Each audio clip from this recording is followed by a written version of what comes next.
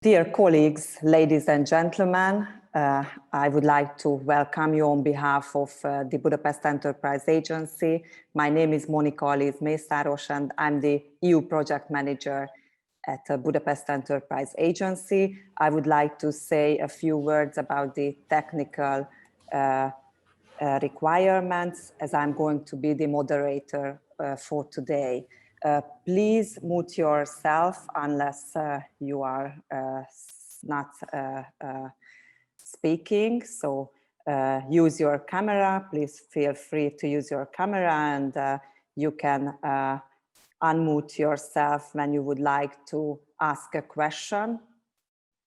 And it is our pleasure to welcome you all on behalf of Budapest Enterprise Agency, especially because we have the pleasure to join for this 18th European Week of Regions and Cities, which is an EU initiative. I think that the program will be very rich in information thanks to the dear speakers, and also because we will make it an interactive session, and the participants will have the opportunity to ask questions from the speaker at the end of the meeting.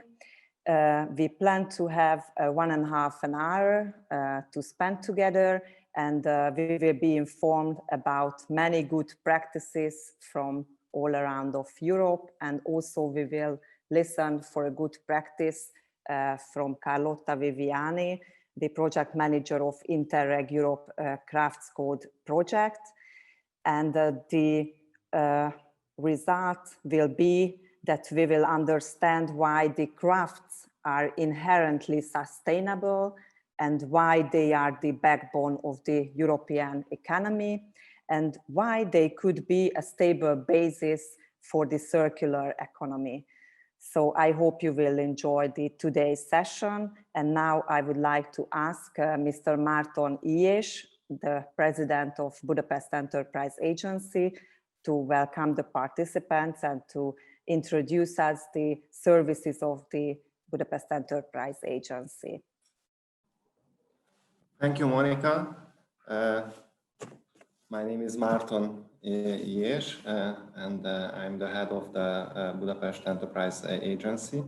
I will share my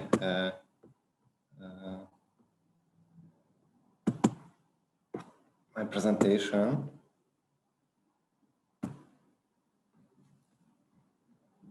Can you see it? Yes. Well, thank you. Budapest Enterprise Agency is a formal foundation founded by the municipality of Budapest, and we have a nice tradition in this field since 1993. And our main role to be a platform, a bridge between the municipality and local enterprises. And we are creating a new strategy based on 4 pillars for main activities. The first one is our core activity to provide services for enterprises and promote business development for them. Next is microfinancing, and a new one is to build a smart city platform or project. And the last one is economic analysis. Well, I start with the first one. We would like to give several services for enterprises, especially to organize events, conferences, workshops, and trainings. Very important to give mentoring services, providing information, and promoting the international internationalization. The next one is the microfinancing. For who? Or a target group is micro enterprises, less than 10 employees and maximum €2 million annual revenue. And we need a viable business plan as well. And for what? For almost everything, for investment, current assets, and liquidity, but we need real estate collateral. I think our product has very nice conditions. Fixed interest rate, maximum almost €3,000 and maximum 10-year repayment term. And we needn't own resource and we have no hidden cost. So it's a simple, supported, safe product, I think. I can give some examples in fashion industry, or we supported, for example, a new web shop, etc.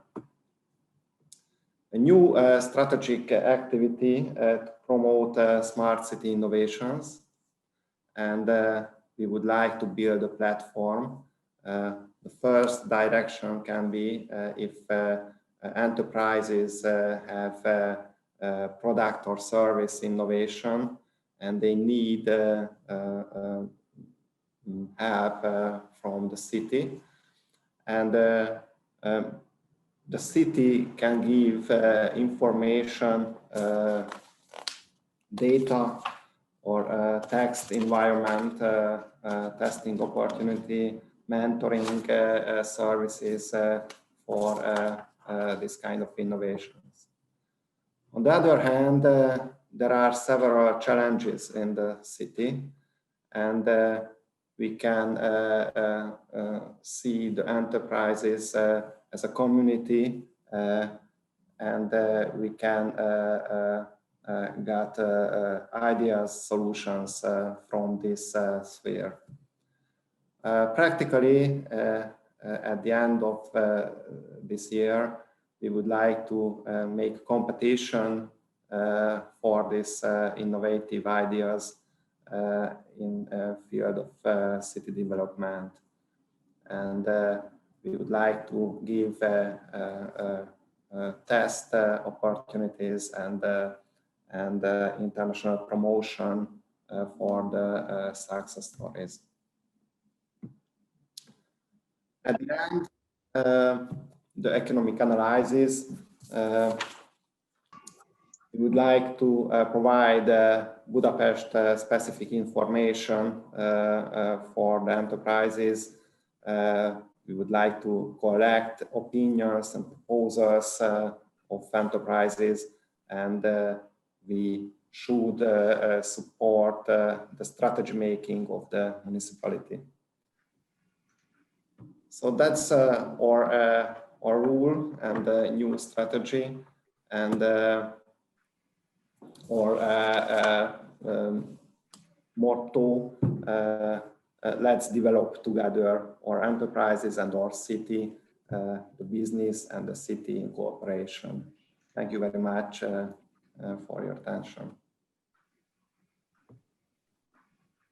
Thank you, Márton. And I think it is very important to involve citizens and micro, small and medium-sized enterprises to participate in this city development, and especially to follow our news at the Budapest Enterprise Agency, because we provide very comprehensive services, very wide range of services, including internationalization, as it was said.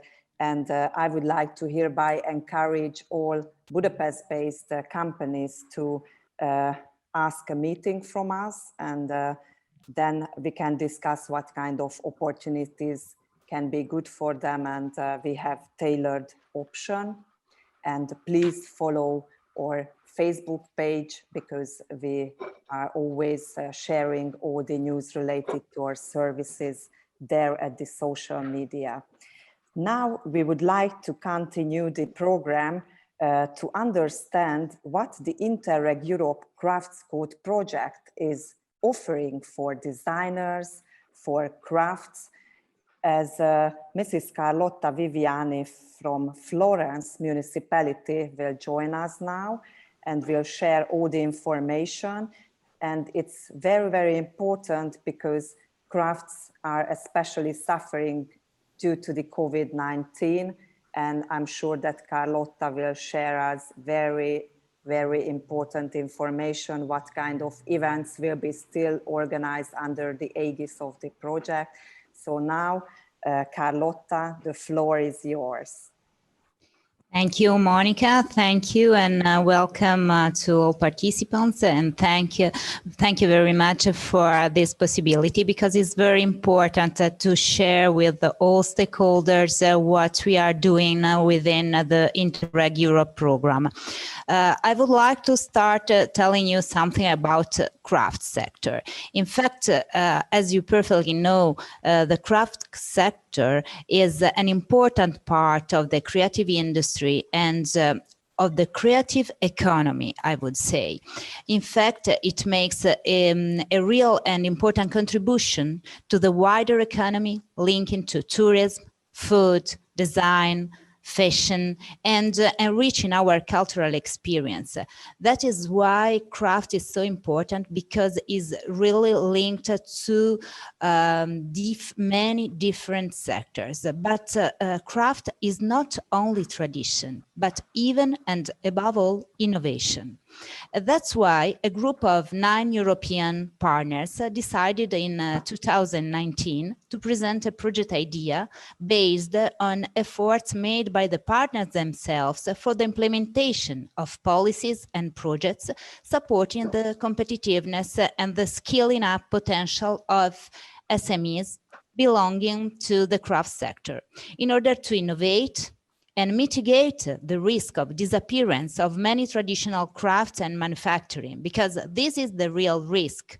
This is the real problem, the disappearance of these traditional works and this traditional sector that is our history, our culture. And so in 2019, Crafts Code born within the framework of Interreg Europe policies. And the overall objective is to improve the competitiveness of small and micro and medium enterprises in the craft sector by developing a framework stimulating policy learning and capacity building activities with the contribution, with your contribution, with the contribution of all involved stakeholders. We try to improve the implementation of regional development policies and programs. We try to support SMEs linked to the craft sector. We try to support handicraft in all stages of the life cycle and develop and achieve growth and engage in innovation. Through the Craft Code project, partners have decided to tackle the key issues fostering knowledge about the development and implementation of new business models, products, innovation systems. Because, as I already said, craft is really linked to innovation, and we have to move towards innovation if we want to avoid the risk of disappearance. Tradition cannot survive alone. Craft sector has to be improved and needs added value services.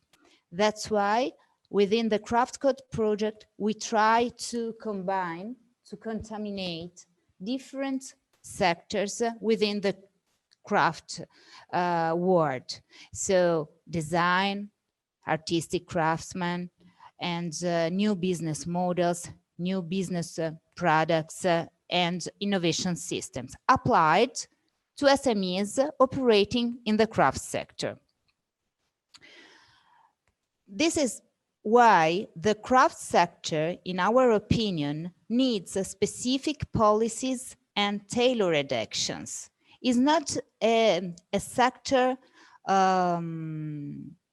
compared to everyone, but it needs specific action.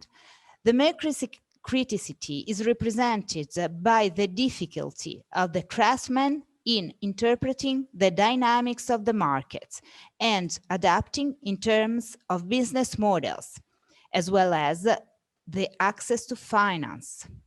So we have underlined two main sub-objectives that we have identified within our project. First of all, we try to provide adequate instruments and increase the level of innovation in the craft sector. Second is the impact on the political and strategic action, specially conceived for supporting, protecting, enhancing, and promoting the craft sector as economic and social lever. So we try to give recommendation to our political parties, both locally and at European level, in order to improve the support that Europe will give to the craft sector, to the general craft sector. This is the main goal of our project. So I would like to invite you to follow the project. I will then share you in the chat the website of the Craft Code project. I will invite you to participate to our interregional meetings that unfortunately now are possible online, on online platform, but in this case we cannot have a real study visit, we cannot meet for the moment, but I hope this will we will do it soon. But you can participate from all over the Europe to our meetings in order to discover the good practice that all European partners present in a specific topic, under specific topic. You can also promote your activities. You can join the policy learning platform. You can join the network of Interreg Europe good practices. Please be in contact and try to cooperate with the network, because this is really a good instrument to go on, to improve our know-how, to improve our networking activities, to improve all the links that are fundamental to grow up and to improve the business as well. Some of the good practices that have been selected during the project life will be presented after, but you can discover all of them on our website, and you can also search for more good practices and experience within the Interreg Europe website, and you will see that everything is divided under sub-teams. And please stay tuned with the Craft Code, and we will give you information about our next event that will be held online on the 1st and 2nd of December. You can join us, you can also interact with us whenever. And we try to be online to share ideas and also to improve the contamination between and among different sectors. This is the presentation of the general presentation of Craft Codes. You can visit our website, and I would like to give you a little bye-bye from Florence. If I try to Is it okay? Do you see something? Okay.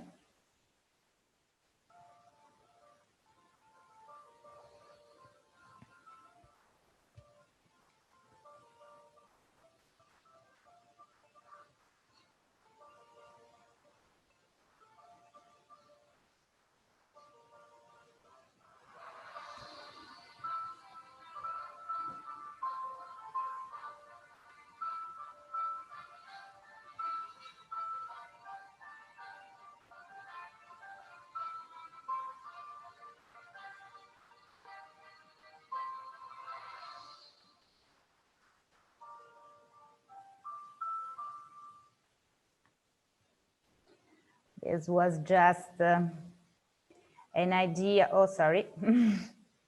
This was just an idea of what craft means for us. But not only this, I don't succeed in moving out from here.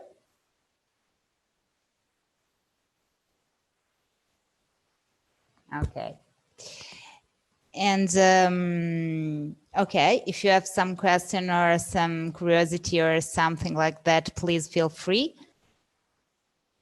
Otherwise, I thank you very much. Thank you, Carlotta. Maybe you can tell us in which countries partners can reach, crafts can reach the partners, and in which countries we are active with this project. Yes, sure. We are 9 partners, as already said, and we cover a lot of European countries: Ireland, Spain, Belgium, Italy. Then we have Hungary, Finland, and Romania. So, and Bulgaria, sorry. We are a lot of partners, and the cooperation is really, really good, because we try to create a miscellaneous in this partnership, because we are public and private institutions, but we are represented also by academic institutions. So we have partners connected with the studies, partners connected with policies, and other with the real business, as for instance, the Budapest Agency. So we try to cover all the sector that in which the craft the craft sector is involved. Thank you so much, Carlotta. It was very rich in information. And we are very, very happy that you choose Budapest Enterprise Agency as the Hungarian project partner for this project. And we do our best to involve crafts. And as the crafts participants could hear, the stakeholders group is the soul of the project, because in all the countries, the stakeholders group have been formulated, and we invite partners to join. So please feel free to join to the Hungarian one as well. We are operating it on an online basis at the moment due to the COVID-19. And later on today, we will have the pleasure to listen to a presentation of one of the stakeholders from the Hungarian group, who will share with us the best practice. I forgot to tell in the beginning of the event that the event is going to be recorded, because we would like to use it under the project of the Interreg Europe Crafts Code. And please also, if you have any questions, you can ask it in a written text at the chat box during the presentations, and at the end of the program, we will always answer all the arising questions. Now I'm turning to the next speaker, Mrs. Margaret Ann Dowling, Head of Brand and Business Development from Moholy Nagy University of Art and Design of Hungary. If she is already back, because they have a celebration at the MoMA. So it's a special time for them, but I hope that Margaret has already been back and can give the presentation to us. So, hi, Monica, can you see me and hear me? Yes, perfectly. Oh, brilliant. So I'm sorry, I'm like moving around the screen quite a bit today because I was double booked. Thank you very much for the invitation to come and speak. I'm actually sitting at the balcony here at MoMA. I don't know if you can really see much, but maybe I might take you on a walking tour at the very end if time allows, because that is one of the advantages of mobile communication. Monica, when you reached out to me, I mean, it was my first day on the job when we spoke on October the 1st at the Hungarian Design Awards, and we spoke about your practice. I was very happy to meet a kindred spirit in the world of arts and crafts and design. So I was happy to be invited to speak to Hungarian designers.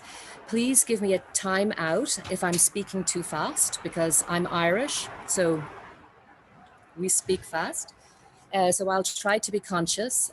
Please really do feel free to tell me, give me a signal if it's going too fast. So I was asked to speak for 15 minutes on the topic of why craft is good for a greener Europe. And to this matter, I think it's even more important than about sustainability. It's about creating sustainable business models for also small to medium-sized enterprises, which will be the growth engine of Europe in the future. For us here at MoMA, obviously, we're very much at the very beginning of the supply chain in terms of what we can help create and bring into being through our academic activities, and building in sustainability and circular economy models into the design practices here at the university. So in reality, however, I think it's more than a green initiative. I think it's also about how to take advantage of the technological revolution that we are all experiencing right now, which is being accelerated by this COVID challenge, dilemma, reality. I think if we look at the way the evolution or devolution of the bricks and mortar retail model has had an impact on the industrial production process, I think it's a really good moment for independent design, independent art and crafts.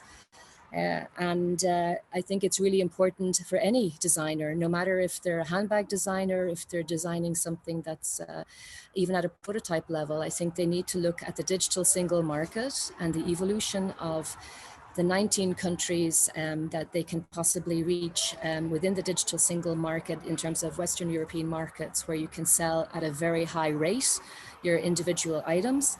I think having an integrated understanding is really important. Some of the key, am I clear? Can you hear me properly and everything's okay with sound and everything? Okay. One of the biggest challenges historically for craft has always been volume. One of the biggest obstacles and challenges about the old industrial model was surplus and waste. So if we look at these two polarities and we think about where the future of our industrial world needs to move, I think we have an excellent one-time opportunity to leverage the advantages of global platforms and technology to enable small manufacturers, small designers, making small volumes of product, to utilize platform economy to reach and maintain relationships with customers. They don't have to rely on expensive retail outlets. They don't have to rely on exhibitions. All of that's accessible today in the virtual world. However, if you're a handbag designer or a shoe designer, or if you're designing, furniture, obviously, one has to learn and acquire new skills to this end. However, with the rise of the Internet of Things, the fact that a person is actually an independent producer with a story of their own that can create a narrative around the sourcing of their materials. They can design into the design process, something that is basically extremely important to the future consumer, which is Gen Z, for whom the origin story of what you produce is very, very important.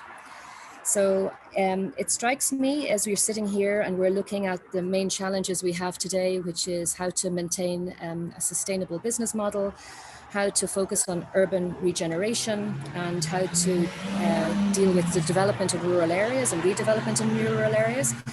I think that craft has a one-time opportunity. And if I were to really think about the main factors, I would think that eco-kudos is really important to future consumers. That if you have a safe story around the origin of your materials and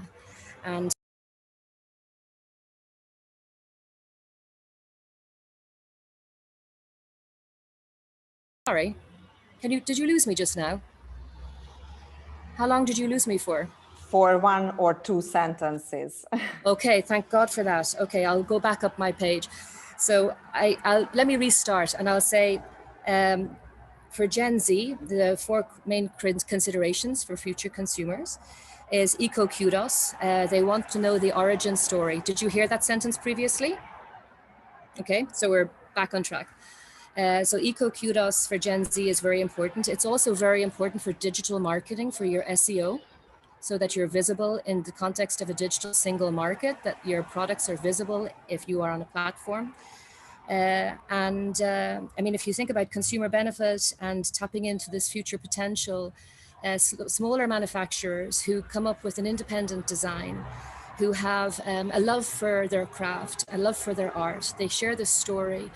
This story connects with their audience, their future buyers, and those future buyers remain a loyal base and also a brilliant endorsement for those customers. I'd like to give some examples. I mean, obviously there's examples in the UK. I suggest if you haven't looked at them that you should, like notonthehighstreet.com, which is actually owned by a media company. Etsy, of course, which I think is ubiquitously known, a modern up-and-coming Depop in the US. Or if we look at a local Veggie El Hazait, hashtag Veggie El Hazait and the appropriate website that goes with that, which is unfortunate that it's not searchable in English. You know, it's one of the dilemmas. Veggie El Hazait is fantastic for Hungarian crafters, but it's not great for an English-speaking digital universe where we're dealing with SEO in primarily core languages. So in that context, an example I'd like to share with you from Ireland is justbuyirish.com, a brutal endorsement of locally produced goods. With a directory with 450 crafting producers currently being endorsed by just about everybody through the social network in this COVID time. Just once again, I'll say that justbuyirish.com, as simple as you can get in terms of a domain that explains what the purpose is. I think as we move forward for crafters, and I do appreciate that the request here was to think in generic terms, but if you're a designer and you are really thinking about building something that's a long-term brand, I think one has to go to the very, very essence of where you're sourcing your materials, what your brand story is, how you're going to maintain that brand story authentically over time. And on top of that, how are you going to get beyond the limitations of your Hungarian language? So if you think about currently the digital world that we're living in, that for crafters, this is a one-stop opportunity to think beyond the limitations of retail, bricks and mortar, and beyond the limitations of their local language. Because if you think about it like from a technological point of view, the world of language is much more accessible now with translation technology. So they shouldn't be thinking only in Hungarian or only in Hungarian and English. They should be thinking about, you know, utilizing, you know, multiple languages as a means to actually connect and maintain relationship with their customers. Of course, there are always interlocutors here. Like, as I mentioned, that Irish example, justbuyirish.com, that's a technological, you know, wholesaler equivalent that basically connects audiences on a larger scale with much smaller suppliers and distributors. In Hungary, I haven't actually seen any really compelling examples of that so far when I was doing the research here. Maybe you can correct me. That's a business opportunity, I would declare, for Hungarian designers.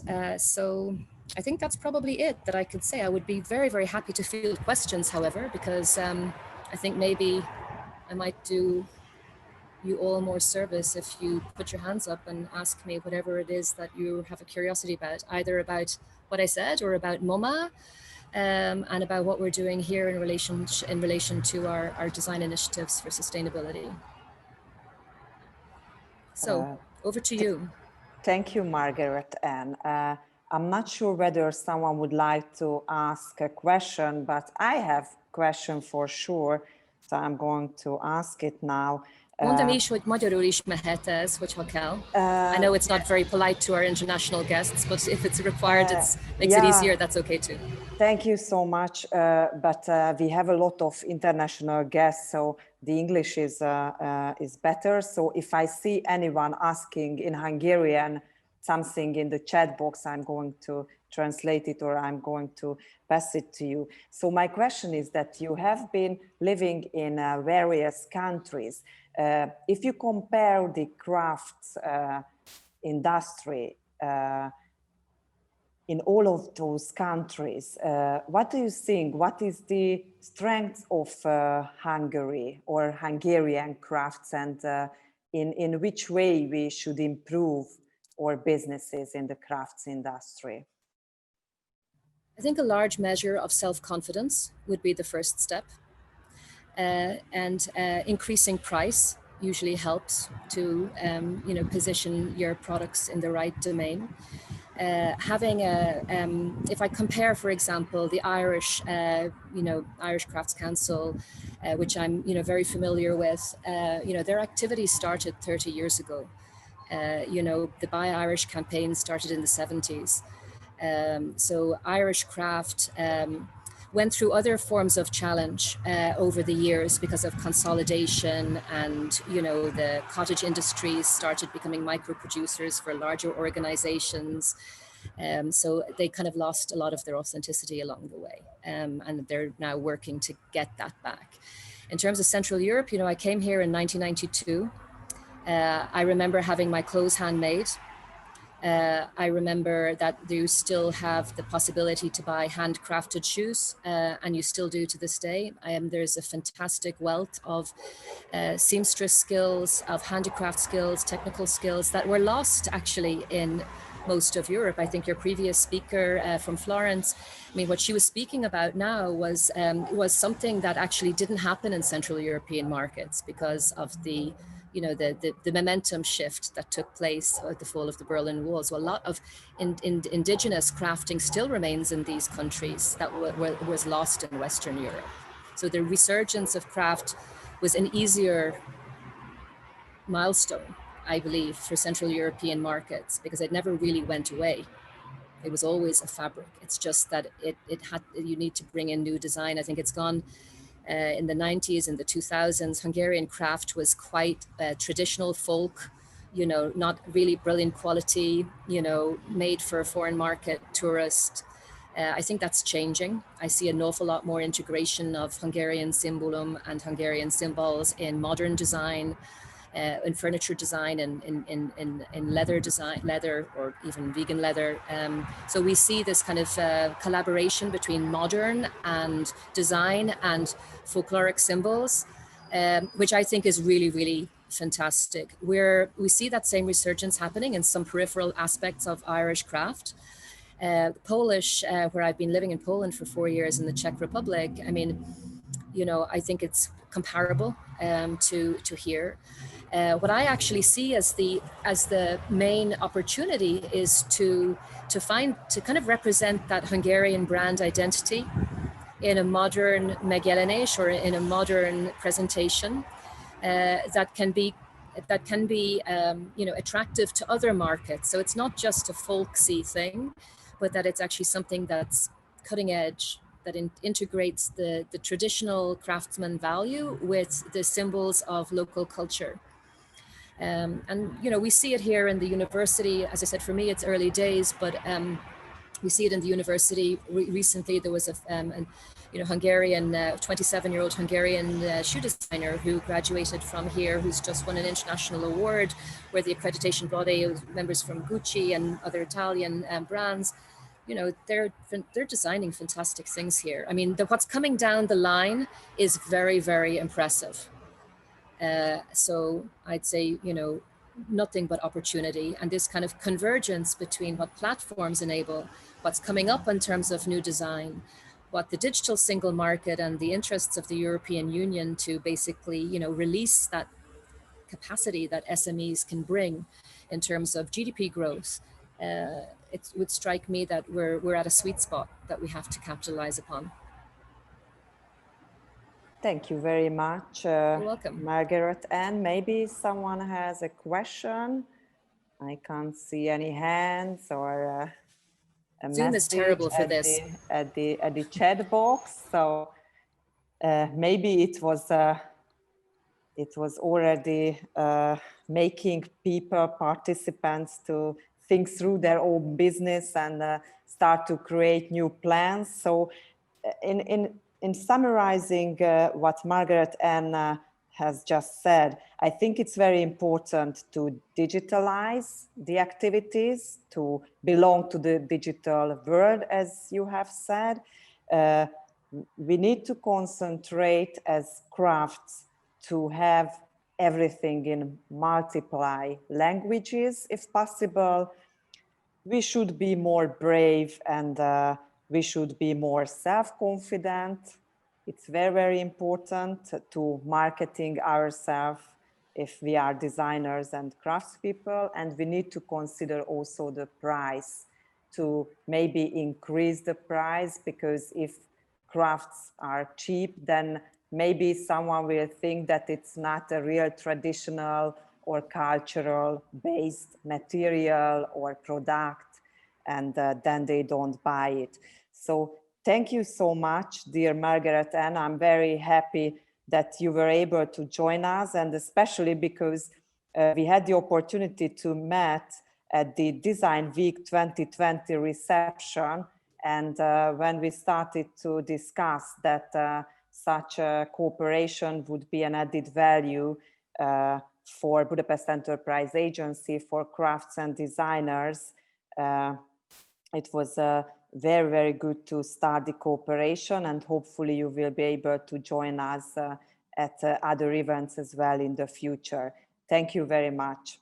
Now I would like to go further and ask the next presenter, Mrs. Zsuzsi Panyi, the owner of Panyi Zsuzsi Ltd, to show us some slides about the Poppy Bob mentoring program, which is very, very interesting for crafts and designers.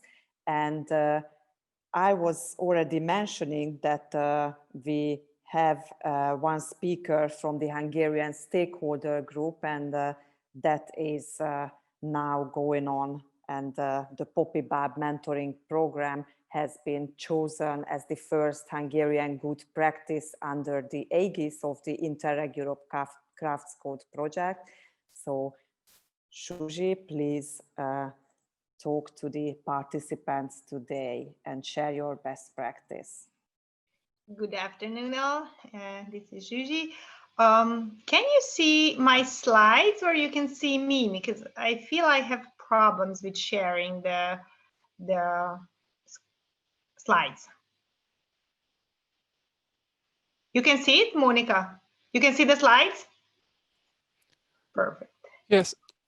We can see both you and also the slides, so it's perfect. Perfect. The slide is more important in this case, but it's also good to see the other faces since we are doing this whole work online. So I would like to talk about the one-on-one concealing and the way Poppy Bob mentoring program works, because I think that's the most important part, and that's the part that others can learn from or do something similar in another country. this is basically for those who just joined us. I started my business Panie Żuży, making fused glass jewelry in 2007.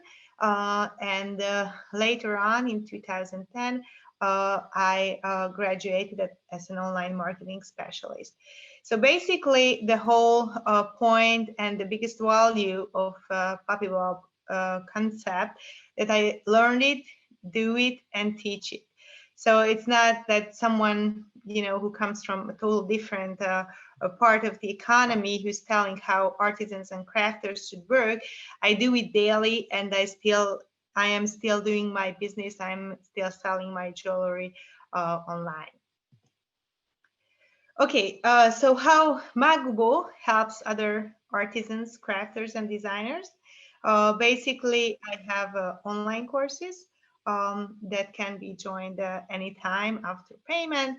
And there are also one-on-one concealing events or other offline workshops where it's like several people together, like 20, between usually 20 or 30. This last one is not very popular in 2020. So basically now the online courses and the personal one-on-one concealing is the most important part of my job in this year. And the most interesting is the one-on-one concealing, and that's what I would like to talk about today. Okay, so this is a 2-hour session that is tailor-made for the business who is coming to me for advice. And they bring their own questions and I answer them, and we try to like put the whole business together. Mostly what they've already done is great, is perfect, but the whole thing is not just being in one whole clear vision company. It's just little tiny parts that are great, but they are not connected to each other.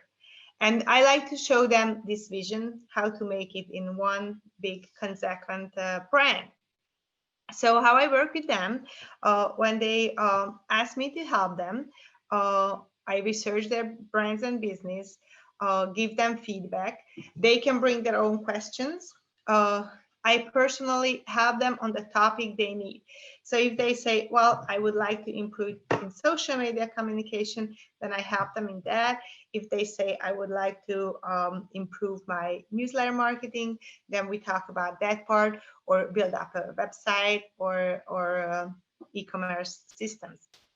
We move on as they need it. So I always tell them that it's not an English course, that you have to go every Tuesday and Friday, 9 to 10. You come when you need it. So if we start work together, I give them lots of information. They have to work on that. Some people do that in 2 weeks and then they come back and like, okay, come on, move forward.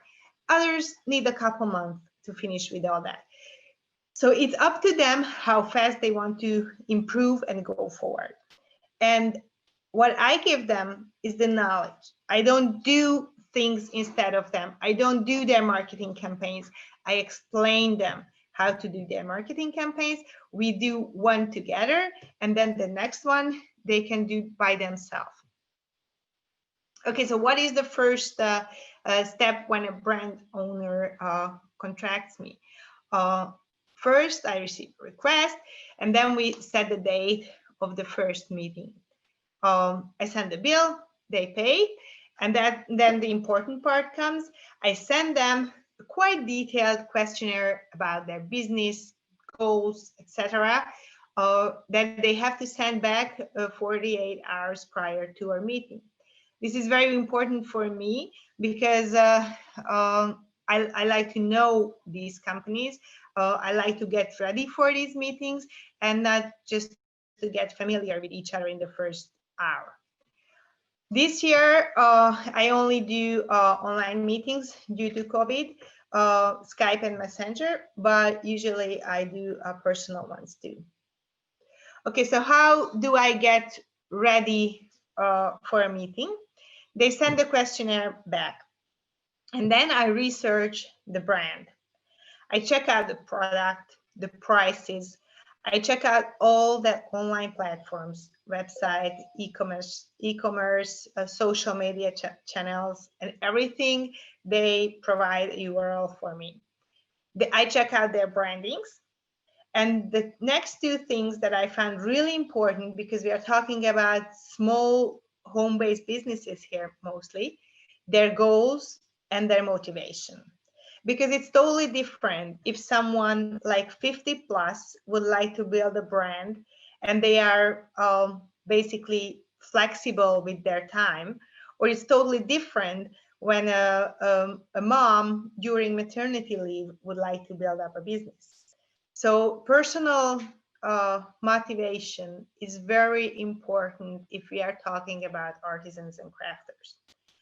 And all these things, that all this research I do is because I don't want to spend time with it when I do the meetings. These artisans are not like, they don't make like high profits and things like that. And it's very cost efficient for them that I already familiar with their brands. Okay. By the time they come to me or we do the online call, I'm familiar with the brand and I have a vision that which way we should go and which way we should start. So there are two kinds of meetings basically. One, when they just totally lost and they ask for my advice. And the other kind is when they know where they are lost. I need a web shop. I need to start email marketing. Then we talk about that part. If not, I tell them my vision, how I would build up this whole brand. In both cases, they can bring their own questions and we work on these too. Okay, main issues. Basically, all craftisans and artists and crafters have very, very similar problem. And I was very happy to hear Margaret talking just before me about the pricing. That's the #1 issue. The pricing is extremely low. So they are not very good in pricing their own brand and pricing their own product, believing that this really worth as much. I always tell them that if you make too little money with your business, then you won't do it long time, because you will get bored of it and you will get tired of it when you just work and it doesn't make you profit. A business should make profit. My favorite sentence, what I tell them, is you have to decide if you are doing business or charity. There's nothing wrong with charity, but then we have to call it charity. Okay. So the other thing that they really miss is lack of integrity in the brand. I tell them that your brand is like a big cake, and in this cake you have Esterhazy, you have Sacher, you have tiramisu and things like that, and you put it on the table like a birthday cake. But the birthday cake is just like one big cake where all the slices are the same and all the slices tell the same story. So what they have is they have little parts that are working great, but they are not connected to each other, and the whole brand doesn't look coherent. And when it doesn't look coherent, then the customers realize that, and they will not understand one part of the other of it. They will not understand the marketing, or they will not understand the pricing. What just Margaret said, if you price a handmade product too low, no one will believe this is handmade. Everyone will think this came from China. The other thing is, if you are talking to 50 pluses, then you don't say just hello like you say in IKEA. In Hungary, we have like two terms. One is that you use with young people or people in your age, and there is one that is more polite, and you use it with the elderly or someone who is older than you. And like in the beginning, you have to decide on your website that you which one you use. Both of them can be good, but not for all businesses. Like you talk differently in a shop than where you sell products for 50 or 60 pluses, or in a shop that where you sell products like under 20 bikers. It's just a different language. It's a different style of speaking. Okay, basically I mentioned all this. Yeah. To sum it up, basically, I always encourage them to be creative in not only making products, but be creative in your business and use the same creativity for your business. Many people come to one meeting with me and they don't ever call me again. These people realize after first meeting me that it's quite much and hard work to do all the things that I told them, and they don't want to do that. I totally understand that. But those who come several times, we move on and go forward, and we really see the result of that work. I always work with them what they say we should work on. It can be the website, the logo, marketing, list building, communication, or anything. One session, 2-hour session, is usually one area at a time. And I give them plenty of know-how and info. Like when they first come to me, that they want to make a website, or they want to have an e-commerce shop, an online shop.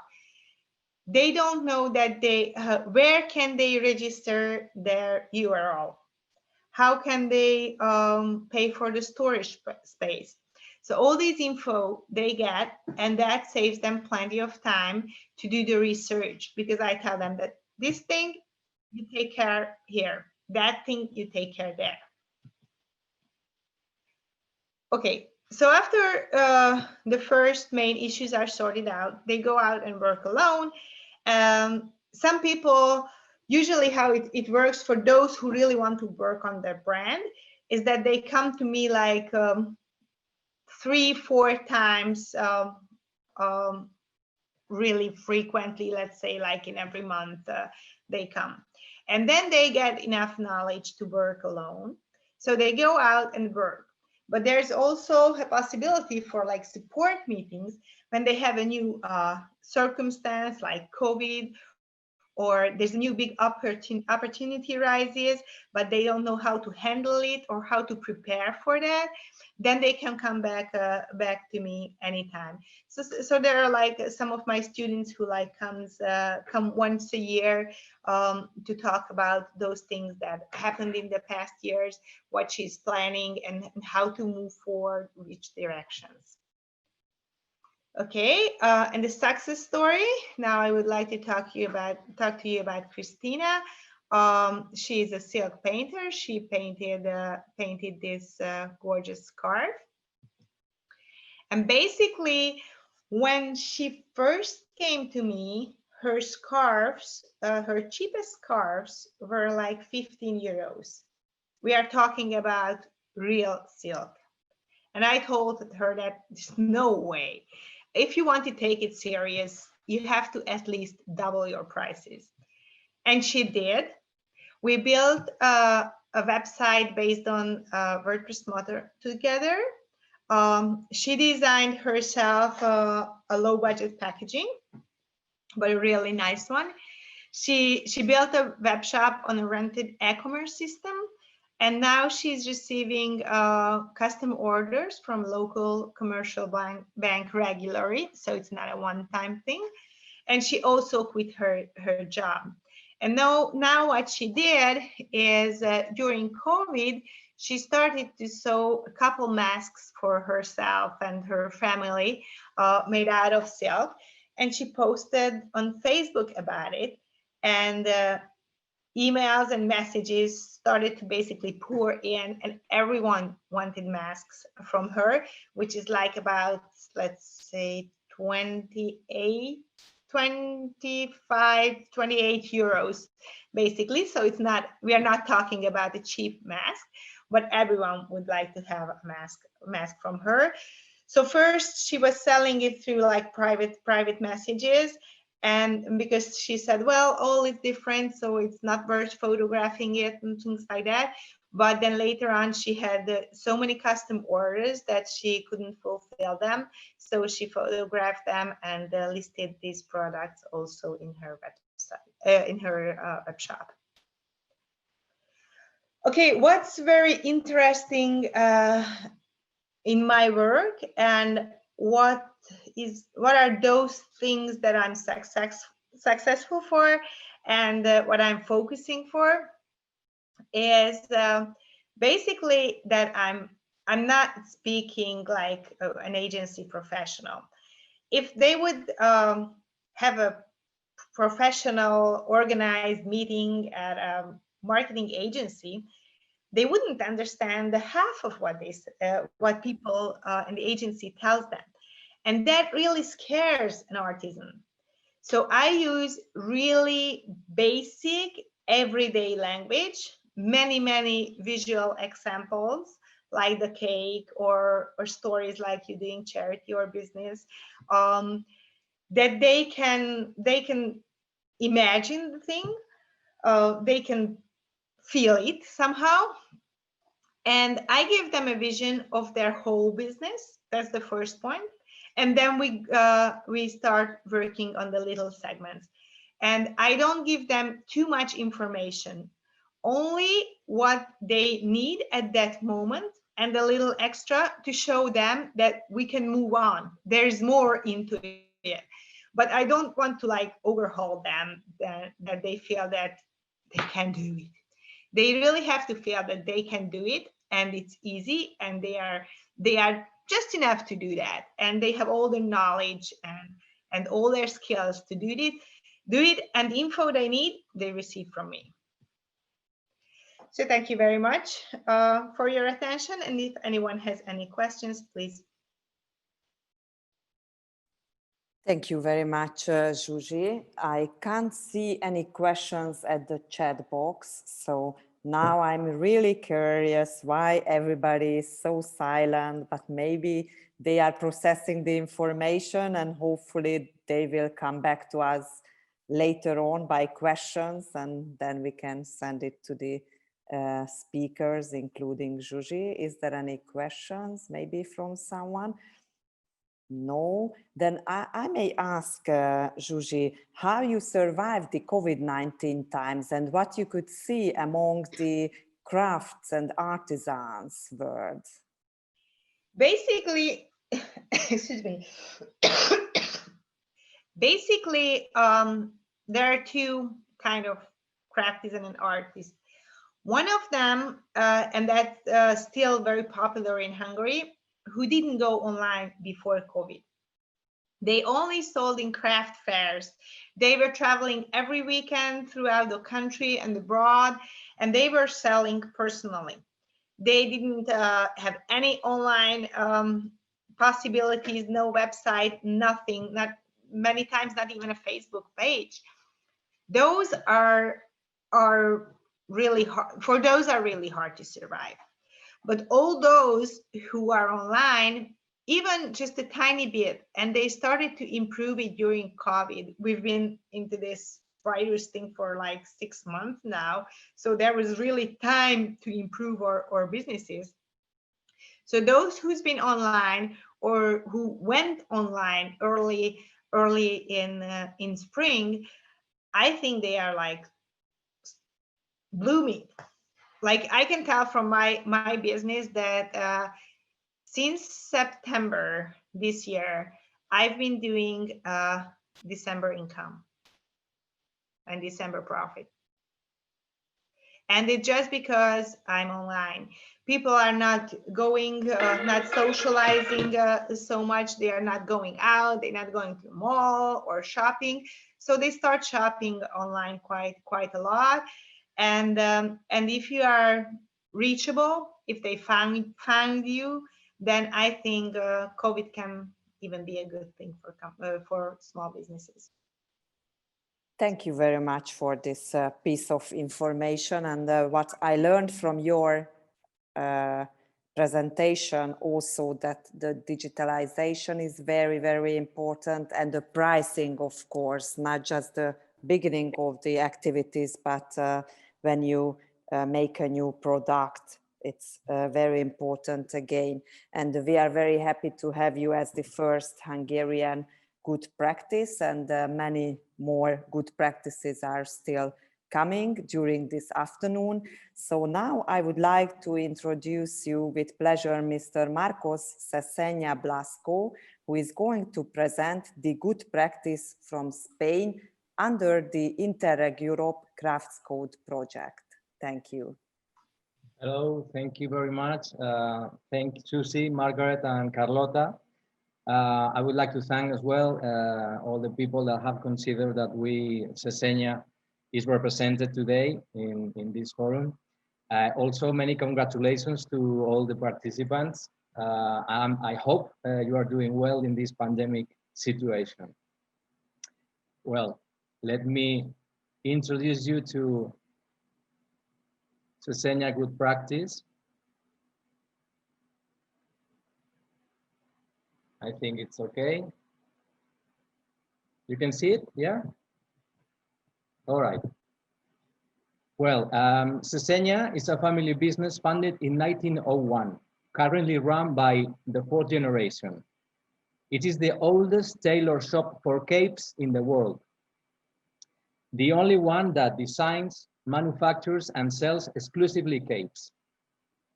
We operate from our atelier shop in Madrid, in the center of Madrid, a place to visit if you are in the city, for sure. And of course, we operate from the e-commerce, cesena.com.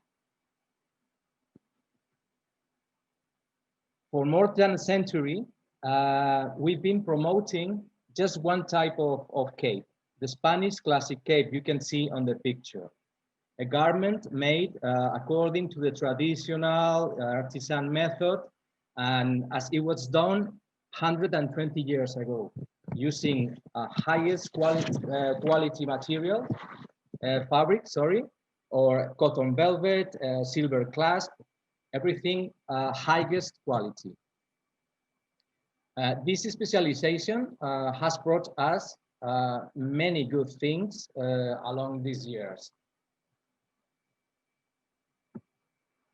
As you can see, we have an international recognition, and we have a selected list of celebrities, customers, like Picasso. Picasso is buried with one of our capes, or Hillary Clinton, you can see her there, or the founder of Amazon, Jeff Bezos, which is a contradiction sometimes because, well, Jeff Bezos, he's the king of everything, and we just sell one type of thing in the world, and it's a very specific place in the world. So it's a kind of contradiction, but very, very nice contradiction. Anyway, there is no a big secret to maintain this company for so long, 120 years today. We have been trying to do careful managing together with a constant updating on innovation in sales techniques, communication skills, and fashion trends.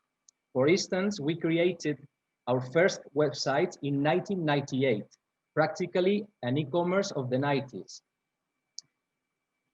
But during all this time, we never lost the essence of Cesenya, the essence of crafts, cutting capes with scissors one by one on the table, the big table, and sewing them by hand individually, making every cape and every customer be a unique, exclusive, much exclusive, very exclusive, sorry. So you were asking why, what are the reasons to implement a good practice after these years of some stability or success? Because we in 2006 we noticed signals that both customers and brand image were getting old. We were losing market share and did not attract new customers. So after the financial global situation, the financial global crisis, we decided to start a little revolution.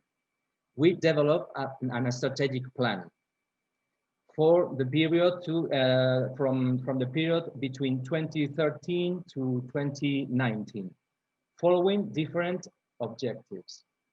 The first one, renew the branding, renew the brand image. The second one, create new capes, designs both for men and women. Reduce the average age of our customers and increase the percentage of the online sales. And among all, preserving the essence of the craft and improving the exclusive relationships we had with customers. Also, it is a work in progress. The strategic plan has already required many changes and efforts in the structure of Sesenia. It's logical.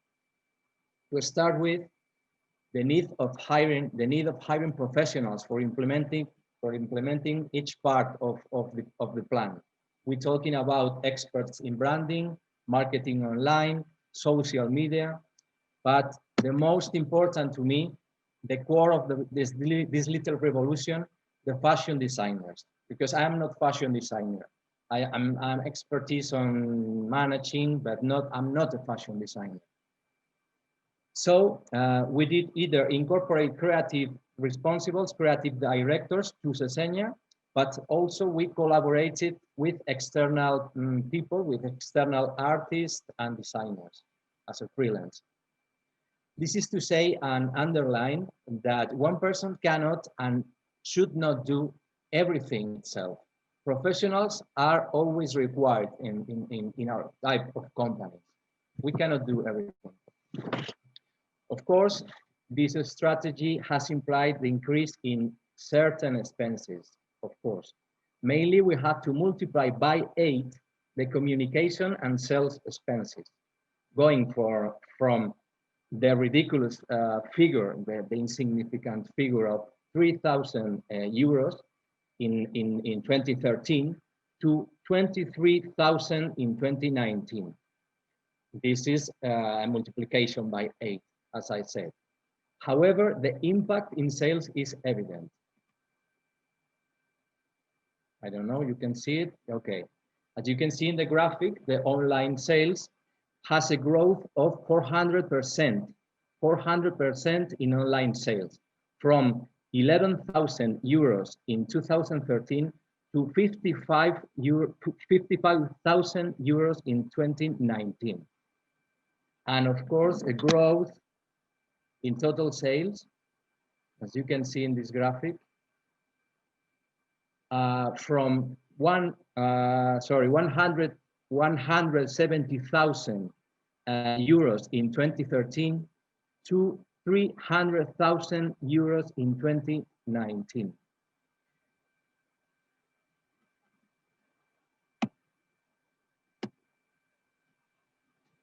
Besides, it seems that the aims of reducing the age range and the new brand image are quite achieving.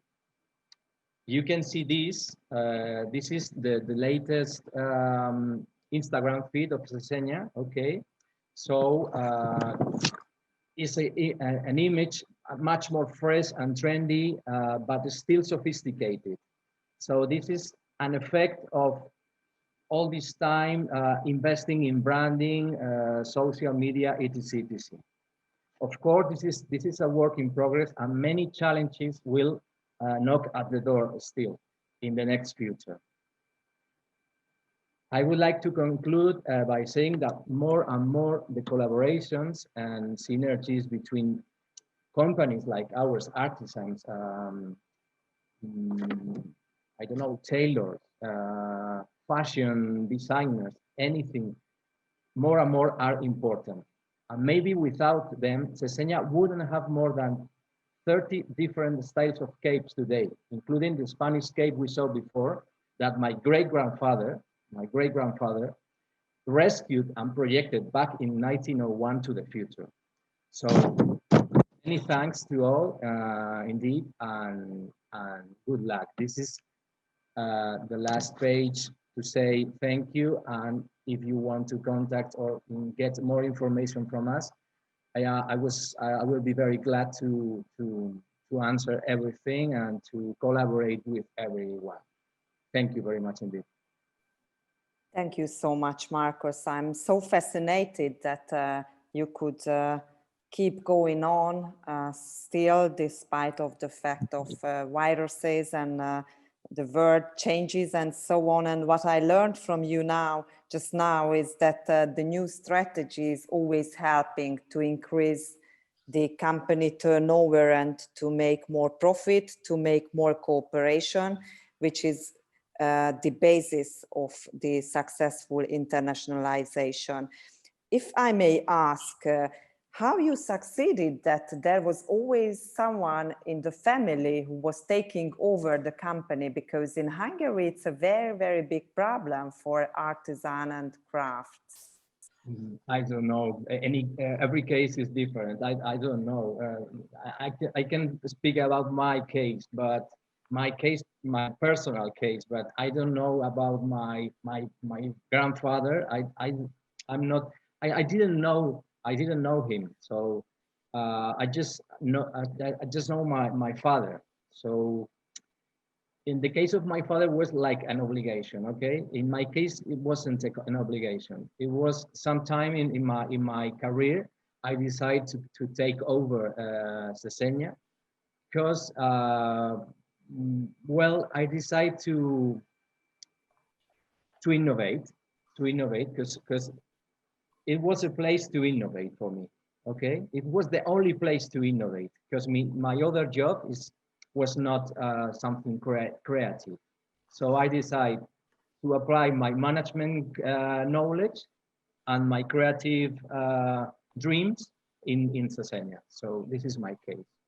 Thank you so much, and congratulations. I think it's very, very important to combine different skills and different skilled people, like, as you said, creativity and innovation, and also some kind of implementation skill is always very important because it's good for the operation. Thank you so much. And now we would like to listen for the Finn good practice, because under the Interreg Europe Crafts Code project, there was also introduced a Finn good practice, which is the Quarken shop. So I would like to ask now Mrs. Tanya Oravita, project manager, international projects and designer from the Western Finland Design Center, Muova, Vasa University of Applied Sciences, to share with us the good practice. Hello, good day, everyone. So I could share my screen with you so you can see the presentation. Here it is. Okay. So as you may guess at this point, this is not my presentation. I'm not the person behind the practice, but it is two women which are part of the Quarken shop business. And what it's all about? Well, these are craftswomen, and they are two of the 8 independent craftswomen who run an independent crafts shop in the UNESCO World Heritage Site, just next to Vasa, where I am at the moment. And they do that during summertime. How it all got started was because they wanted to sell their own products in a customer-oriented price, more customer-oriented price than in a specific crafts shop. And they also wanted to keep a high quality of their products. So these were two main things that made them do something about it. And of course, the rest was just about trying to find what they should do and how they should do it and where to do it. Because then, as different to many areas, Vasa region is not the tourist spot of Finland, but fortunately there's this Quarken World Heritage Site, which is another thing then. So they did have challenges. First of all, they had to develop a functional business model They had to run everyday activities, agree who's going to do and what. And they had to focus, of course, on product development and innovation at the same time, how to find customers, how to control the customer flow, and how to see what's going to happen. So there were plenty of problems to these women who had not run such activity earlier.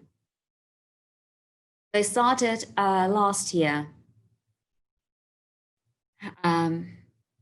8 independent crafts women, like I said, and the shop is in this Kvarken. It's called Kvarken, the region. It's a region where the land is still rising after the ice age. And it's rising the fastest between Finland and Sweden. So they found something that normally is not done when you start a shop, an old fishing shack with no electricity. There was a cold wind coming from the sea. The accessibility was a little bit of a problem, and all these kind of things. So they had plenty of things to solve, and they had to clean the place and make it a very, very nice place. And they managed to do that. How to put it? Very often when Finnish women start to do something, they just do it. And that can be quite unstoppable power at times. So they went there and they want to know how to start running the shop. It's a World Heritage Site, so they want to use storytelling there. They also sometimes use traditional outfits to support all the story, and that kind of island stories where they also have sheep. And this naturally means they have to start collaborating with the locals as much as they could. The grass assortment, product assortment is quite different, quite heterogenic, how to put it, sorry. And they themselves, they produce woolen objects, silk products, paintings, knitwear, woodworks, natural cosmetics, etc. But then they also introduce local products from that island to the assortment, like candle lamp. Don't tell children about that. But it was not only the question about having the shop, it was also a question to involve themselves into what's going on in the environment. One of those events they were a part of was a post-rowing event between Vasa and Umeå in Sweden, in 2019, summer 2019. And advertising the sheep transportation in the archipelago. They also collaborate with tourist information. They have formed to be a kind of tourist information spot there on that island, which normally doesn't have that much of any information. And they sell water. You can get an umbrella there. You can get a raincoat there, and they tell you where the hiking paths start. So it's not only a shop. It's a kind of holistic concept that came there along the idea of having a shop, because no one knew anything. Tourists didn't have the place where to go, and they didn't know the routes and everything else.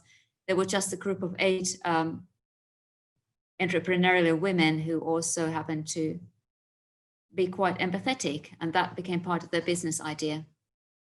And they also organize these work activity days for work health being, and of course try to collaborate with all the tourism of the tourist offices of the region and all that. They only operate in the shop between May and October. This year they ended in August. And well, you might actually think that, okay, what to do because it's been the COVID-19 summer.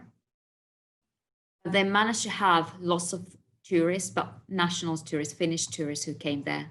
And normally they didn't have them that much.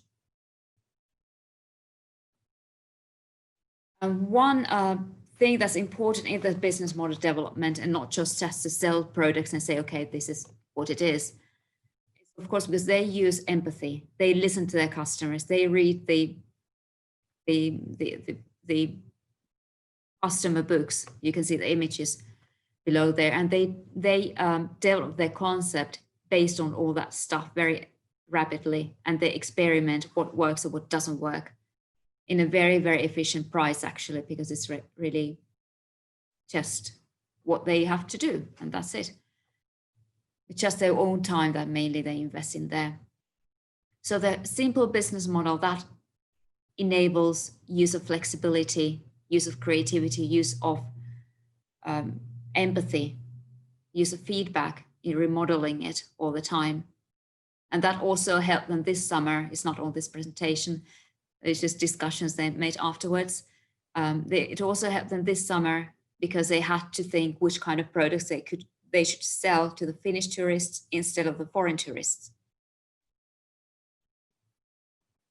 They take that little step further with the customers, and that's how they also get things back to themselves. So of course, the issue was how can they find the customers? Of course, there's tourists that go there, there's bird watchers, people interested in nature, in geology, etc., go there to that region. So those are potential tourists. But they actually collaborate a lot with this Visit Vaasa organization, tourist organization, others. They put themselves out there, but not too much, just enough. And they listen to people and make people come to their shop, maybe for something else. And at the same time, they might be buying something else as well. Here's again the same thing I have said. So rapid experiments, empathy, listening to customers, narration stories of the location. There's a sheepskin. Cooperation with stakeholders of the region, and quick reaction and reorienting of the activity. Well, it has been quite successful. You have to understand it's about 50 or 60,000 tourists per year. That is not that much, because we know some place in Europe there are 5 million tourists per year, something else like that. It's really a small place. It is not a country of tourists, first of all, of course, and let alone the region as such. But they have managed to do something that's not normal. They have become independent with their business activity. They were not supposed to pay rent until a certain point, but they were able to pay it right from the beginning. That's already something, quite much. They have received plenty of positive feedback, and they have increased collaboration, cooperation in the village where the shop is, which is quite something, I must say. And there's suggested new products to the village as well. And of course themselves, because the village is it's a Swedish-speaking village, and these are mainly Finnish-speaking women. Maybe one or two is Swedish-speaking, but they also improve their language skills and mental well-being. So it's not all about just getting income, but it's also developing themselves. And with the reaching the financial aim, they were able to develop the activity as well. So the challenges there the challenges were that, first of all, of course, the location is quite far, even 40 kilometers from this town. So the island was the narrowest spot between Finland and Sweden. There's no electricity, there was no water, and there's cold wind. So what they had to do is really like do as we would do in summer cottage. We just bring our own water there, and that's it. And of course, they had to understand how to handle the customer flows. Everything was, of course, learning, but they were also smart enough to start collaborating, asking about these things. And they had to react quickly on customer needs, and they also had to agree who's going to do and which shift in the place. They even have a place where they can sleep, so they don't have to come to the town then afterwards. They can continue there the next day.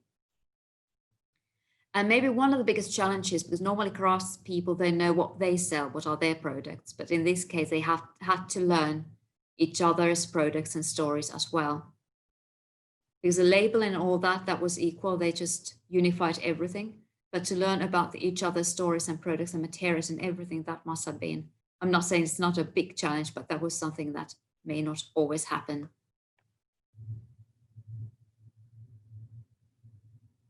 And of course, they have to improve their English speaking skills as well, and maybe something else, German, I suppose. So what they learned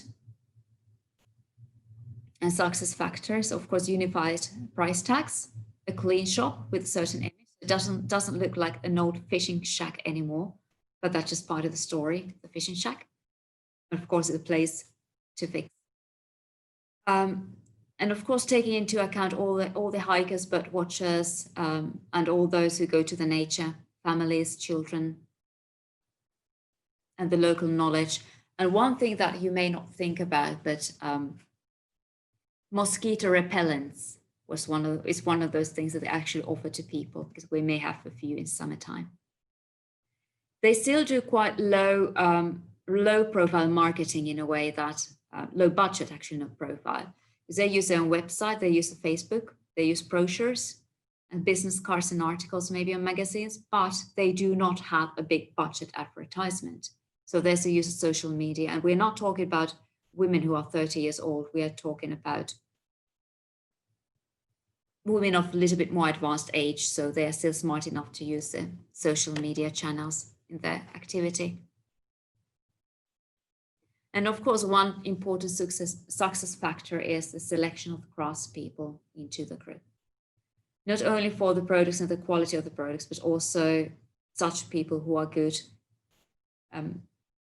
collaborators, and with whom it's good to do this activity, who are driven, who have ideas, and who really want to do who really want to do what they do and want to work for the shop, who are motivated. Selection of the materials is important. Products is important as well. So here are some images so you can see how this. I don't know if you have been to areas and regions where land is still rising after the ice age. So this is how it looks like. It's still rising about 1 centimeter per year. So every year there's like a new land size of the football pitch. They say that at some point we should be able to walk to Sweden, but let's see. There's another issue happening on the background. So this is how it all looks like. It's very rustic in a way. And here are some traditional costumes. This is from from summer 2019. And that's it. So if you want to have a look, you can go and check the Facebook page, and also see the website what's in there.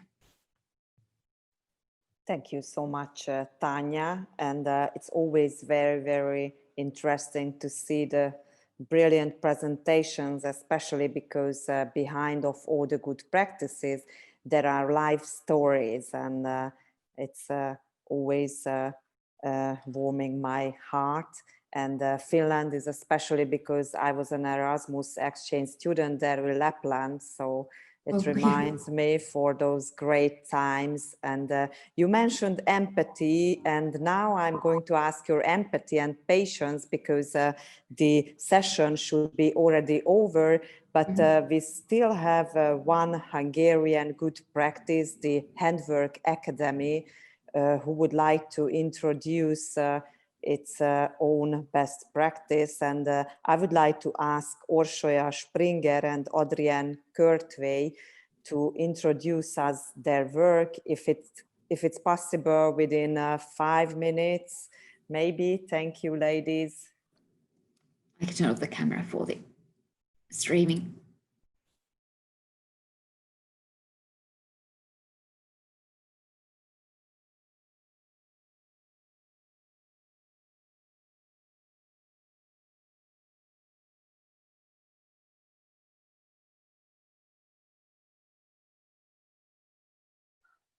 Okay, sorry.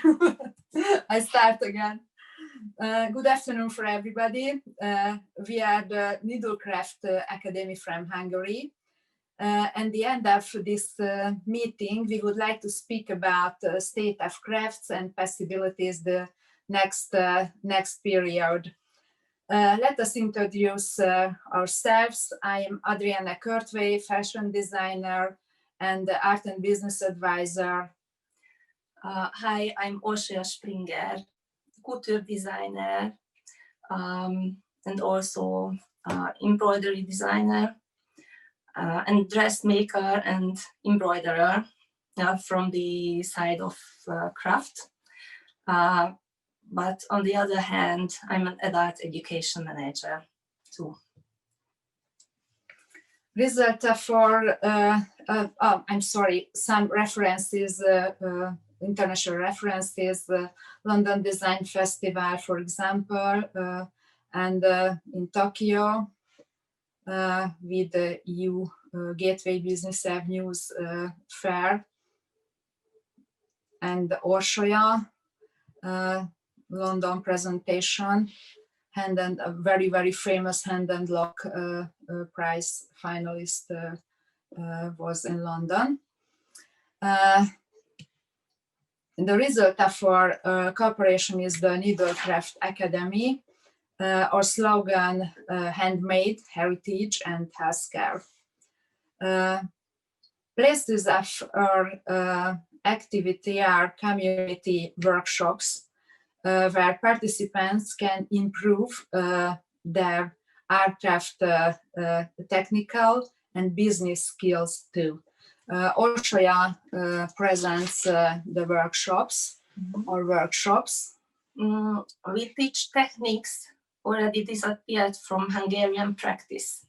So practically I learned these techniques in England.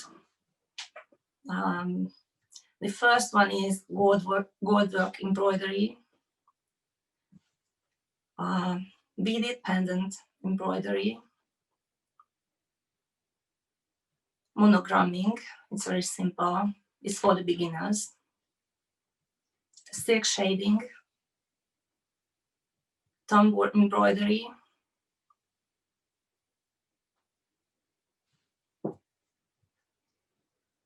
miniature flowers, button making, couture silk flower making, and 3D embroidery.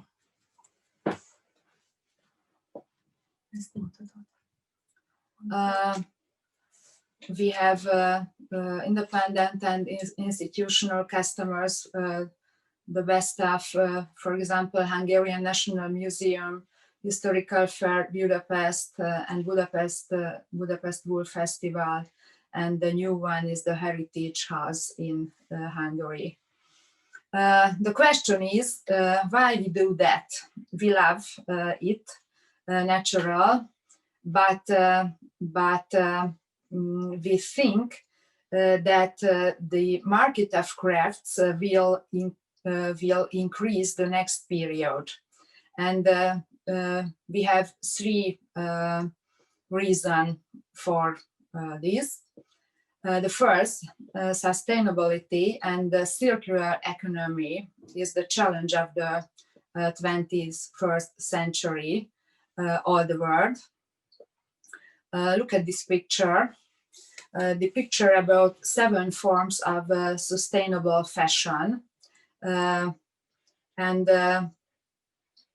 what is the message for crafters? This picture, the message, every handmade and crafts things are sustainable, basically, all level. The second, the new fairs and new possibilities for crafters, not for designers, for crafters. For example, the London Craft Week. London is Europe's reference market of quality products, and we can reach there all market participants as investors, it's very important, and the buyers too, customers, and the crafts code, the third. Crafts processes are supported by EU, we know. What is our experiences as Hungary? The first, perception of design and the craft market are not legible. The craft market is invisible for buyers and investors too in Hungary. Designers rule over crafters. For example,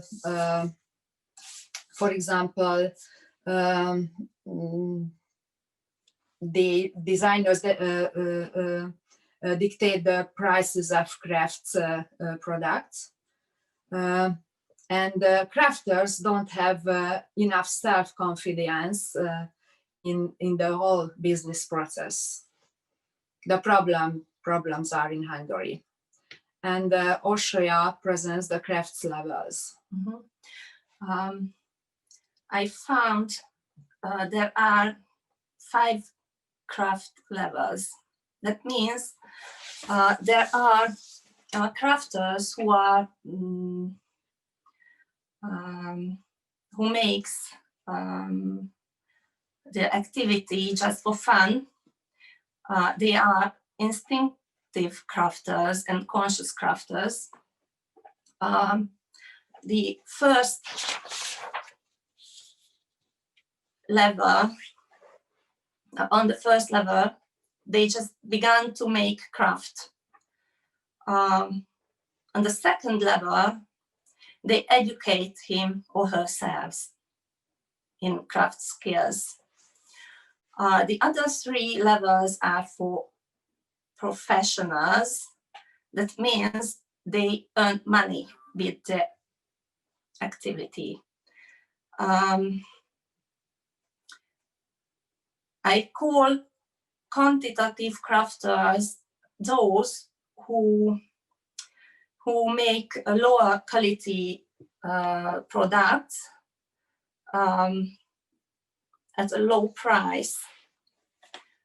Usually they sell their products on local markets or maybe online too.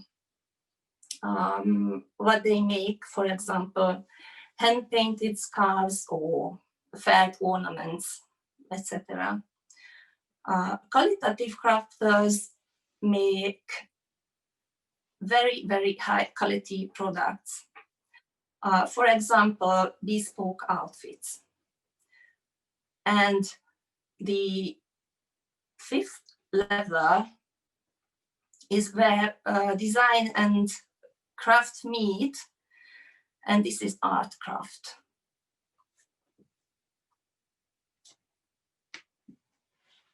And the end, our goals have to reach balance between design and craft community, and help crafters to identify themselves and their markets well. We have only 5 minutes today, but we hope that next time will be more time and speak about crafters and markets and fairs and possibilities to more. Okay, so thank you for your attention.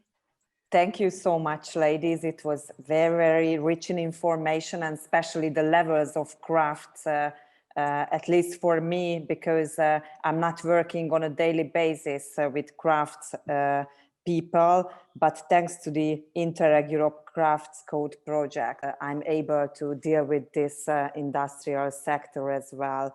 And yeah, well, we have heard many interesting good practices, information. So I would like to now thank you for all the speakers who are still with us for their great job. I was fascinated by all the information and the good practices, and especially the life stories behind of the good practices. And I would like to invite you to join the community of the Crafts Code project, because as Carlotta said, we will still organize online international events, and also hopefully offline. Next year in 2021, we will have the chance hopefully to travel to Kilkenny, to Ireland, together with crafts people. And also hopefully we will have the chance to travel to Antwerp, Belgium. And 2022, we will have the pleasure to organize under the aegis of the project the final conference for the project of Interreg Europe Crafts Code between February 2022 and 31st of July 2022. So please stay tuned and join our community, follow our news at the social media, and a big thanks for all the participants of today. We will share with you the materials, the presentations, and all the additional information. And hopefully we will see each other on another event in the future. So thank you so much for all the contribution and for the participation, and see you soon, and stay safe and healthy. Thank you. All the best. Bye.